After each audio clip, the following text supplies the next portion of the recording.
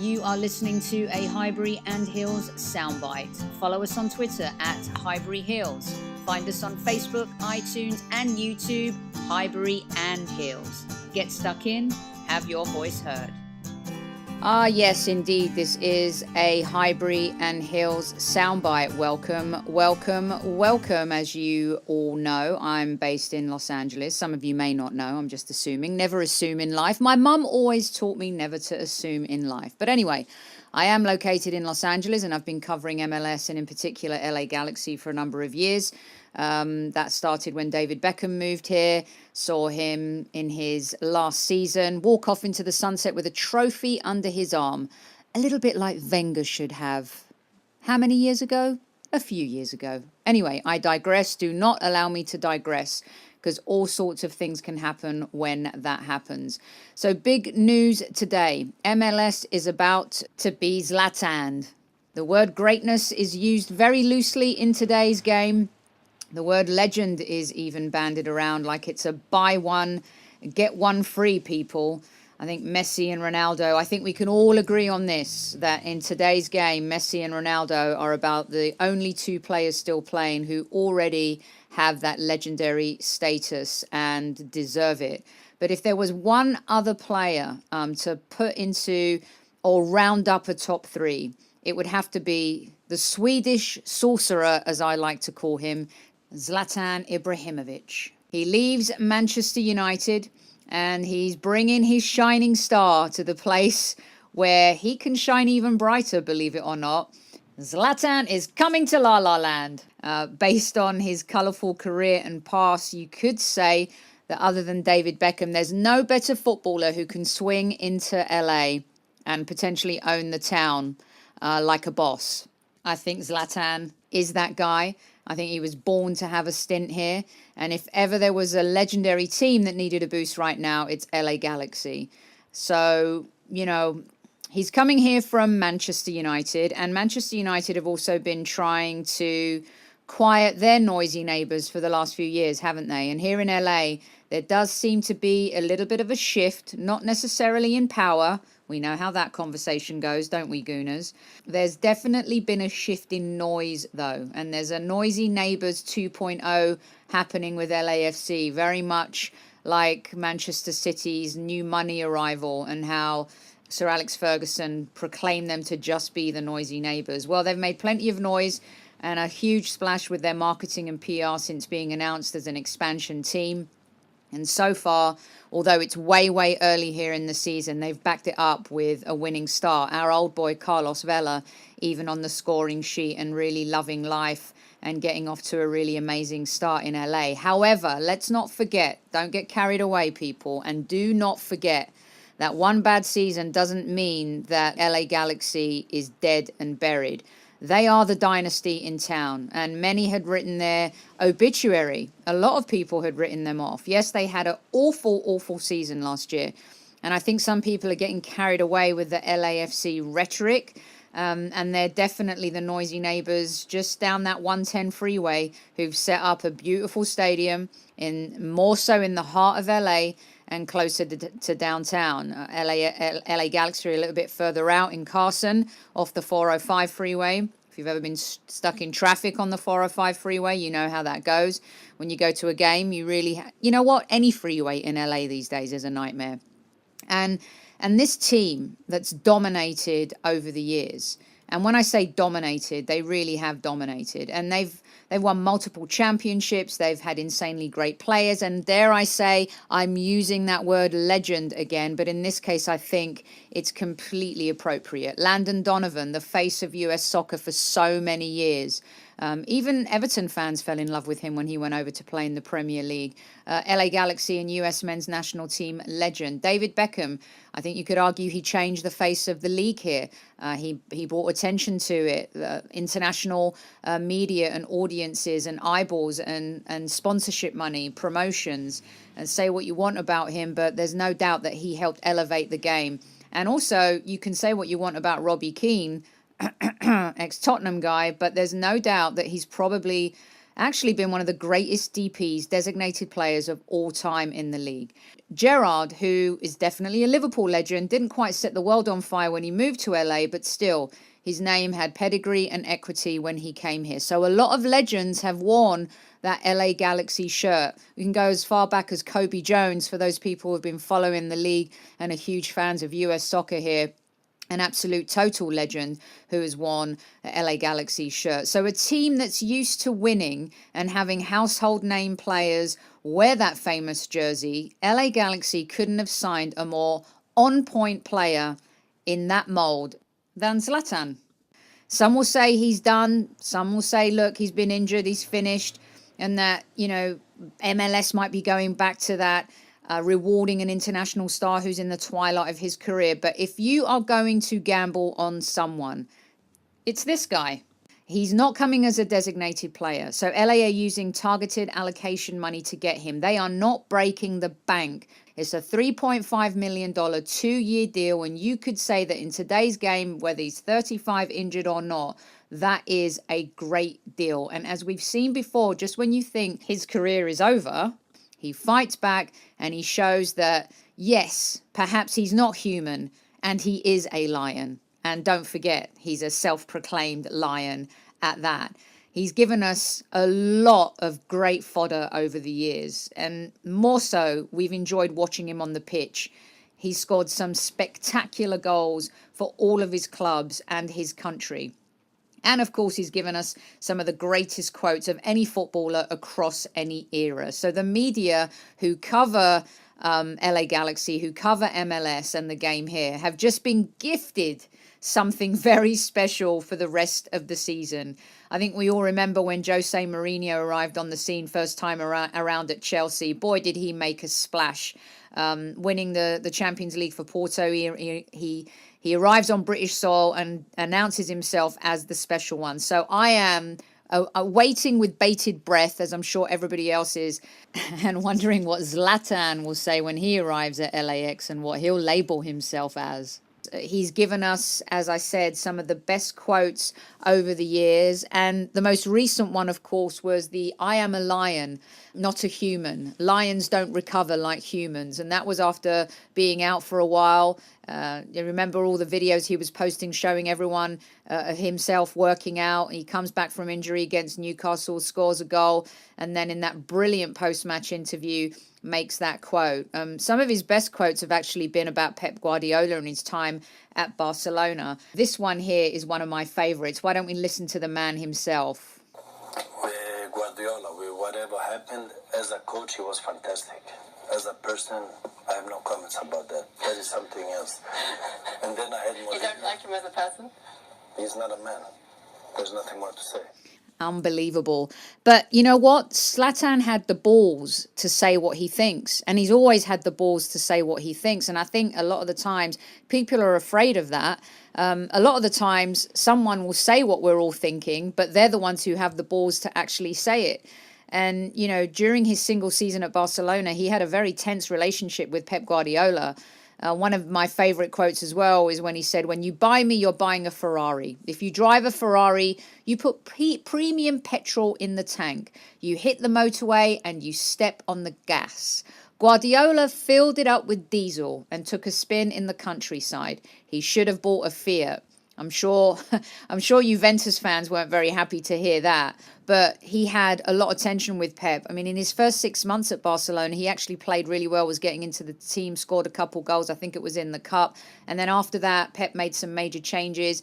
The entire team was being built around Messi. Well, you can't really complain about that either, can you? Messi being one of the greatest players we've ever seen in our time. So friction, it was never going to work out. But there was a time when Zlatan could have been a gooner. And how many times have we heard that? Arsenal fans, Mr. Wenger offered a young teenage Zlatan a trial at Arsenal.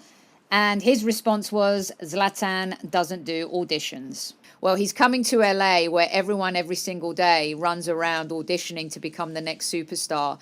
And he is already a superstar. He arrives here as probably one of the most popular footballers in the modern game. You know, this guy was born to win, and jokes aside, he's done it all and at the very top. Perhaps underachieved with Sweden, but still was very competitive, played in World Cups, European Championships. And if he can bring all of that to a team that needs a lift right now, it's definitely LA. Coach Ziggy Schmidt, who was the coach of the Sounders for a number of years, he's really going to need to navigate around him, but he's smart enough and he's been around enough to know he's going to need to use Zlatan very wisely, and sometimes with this baggage, if you like to call it, whether it's the arrogance or the self-belief, it's still going to bring a lot of positivity in the dressing room. I mean, this is a guy who has won everything. At Ajax, he won the league twice. He won the cup. He won the Johan Cruyff Shield. At Inter Milan, he won Serie A 3 times, the Supercoppa Italia twice. Even in his year at Barcelona, he won La Liga, the Supercopa de España twice. Did he win that twice? Maybe once. The UEFA Super Cup, the FIFA Club World Cup. At AC Milan, he won Serie A, again, the Supercoppa Italiana. And at PSG, say what you want about the league, and some people thinking that it's a weak league, but you just play what's in front of you, and you still play competitively against pretty decent teams. And Liga has definitely risen over the last few years, and a lot of that does have to do with players like Zlatan going there. He won Ligue 1 once, twice, 3, 4 times. The Coupe de France twice. He won the Coupe de la Ligue.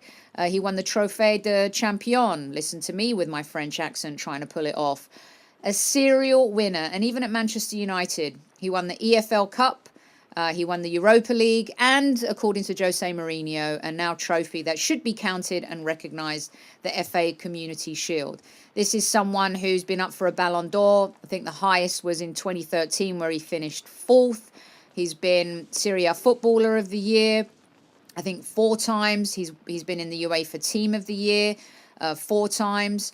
He's won Goal of the Year. He's been the UEFA Best Player in Europe, and he's been up for that 3 times, not won it. He's been in the UEFA Euro Team of the Tournament. That was in 2012. I mean, he's won a lot of trophies in team play and also in as an individual. And truth is, being Zlatan comes with a lot of baggage, good and bad. If you haven't seen the documentary Being Zlatan on Netflix, you should definitely check that out. You know, his personality is interesting. There's an argument of self-belief versus beyond arrogance with him. And on Highbury and Heels, just a few weeks ago, we interviewed Sol Campbell, and he said that he was the greatest football mind ever. And that created such a storm in the media. There were some people that couldn't believe his arrogance, and there were some people that were like, why shouldn't he believe that? If he believes that, why can't he say it out loud? And I think at the end of the day, when it comes to that type of communication message, it's really about who's delivering the message. You know, Sol's probably not as endearing as someone like a Zlatan, who can get away with it. And it's the way he delivers it sometimes with humor. And I think because he doesn't accept the BS, and he's quite a strong character, and he stands up to people, whether it's one of the greatest coaches in the world, Pep Guardiola, or someone in the media, I think fans really like that. Look, Cristiano Ronaldo is seen as plain arrogant by the majority of fans who don't support Madrid. If you're a Madridista, you love Cristiano, and there are other fans that do admire him, but somehow Zlatan gets away with it. Why can't Cristiano? And I think that's because he just doesn't take life too seriously sometimes. And I think people think that's pretty cool. Listen, LeBron James is one of the greatest basketball talents we've ever seen. And a lot of people think he's arrogant. Michael Jordan, who was definitely arrogant, but he had this cheeky grin and smile on the court, talked so much smack on the court as well, but got away with it. Again, why? He endeared himself more to the public. He also had more human moments, I think. Everything that went on with his father, I think that humanized him. And I think for Zlatan, the bad boy stuff that came in the early days, I feel like it's humanized him a lot, and people can relate to that. you know, and I think there was a slight innocence to his arrogance in those early days. And you can see it in that documentary, because it all felt like it was coming from his love of football, his insane desire to be respected and known as the best in the world. Now, will he endear himself to LA?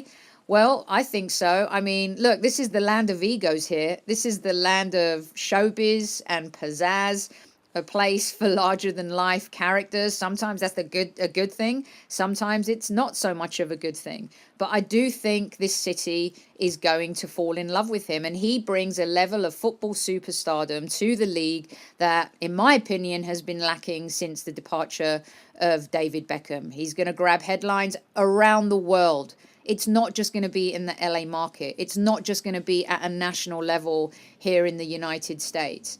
And I think he's definitely going to keep that PR team over at LA Galaxy busy. But listen, those guys are awesome, epic, people, and some of the best in the league, and without doubt the friendliest. If there's one thing I'll say about LA Galaxy, they always make you feel so welcome when you cover their games at the StubHub Center.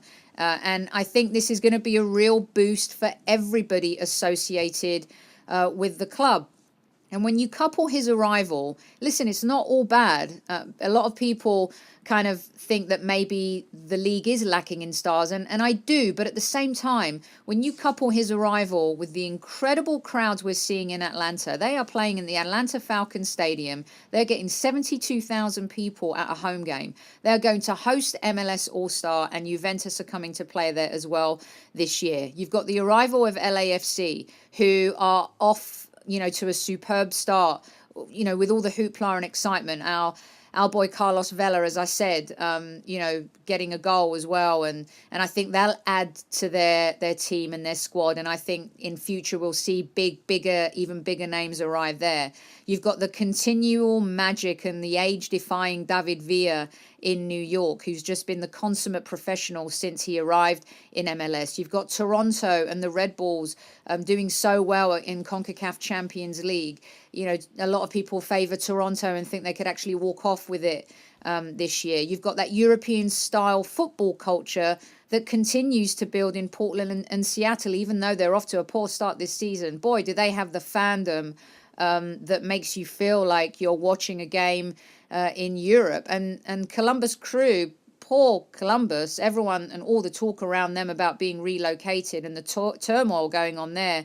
And the way they've started this season, long may it continue, because if they're able to pull something off, that would be a wonderful, wonderful story. And now, thanks to LA Galaxy, and the powers that be there, we've been gifted the gift that just keeps on giving. And another potential storyline that could make, this season one to remember.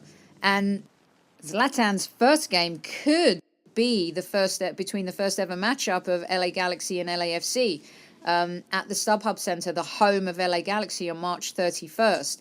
And that is a very tasty, tasty prospect. So it's great news for MLS. It's great news for LA Galaxy fans. It's superb timing in terms of everything that's going on in this supposed new rivalry.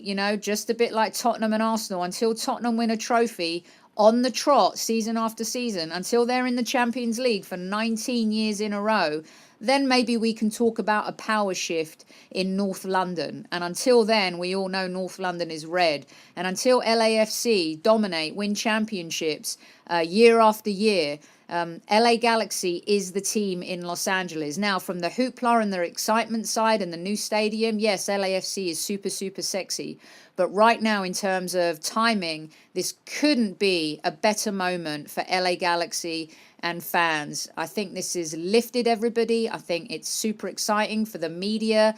And there's no doubt a superstar is coming to town, and it might be a town that's already full of stars, but he is a unique individual, and he's graced the game. He's been quite an interesting story so far, and now he gets to write a new chapter in his book and his legacy. And we hope that it's a great chapter. We wish him well. We welcome him here to the City of Angels with open arms. And we look forward to a new rivalry between LAFC and LA Galaxy this season. And to everybody else out there, we'll be back with the Highbury and Hill show soon. and we will be talking to you about the beautiful game and the Arsenal, of course. And enjoy the interlull. Try and find some stuff to keep yourselves busy. Don't forget you can follow us on Twitter at Highbury Heels. It's Highbury and Heels on Facebook and Highbury Heels on YouTube. We're also on iTunes. Catch up on all of our old shows, some great guests and some exciting peeps coming up soon.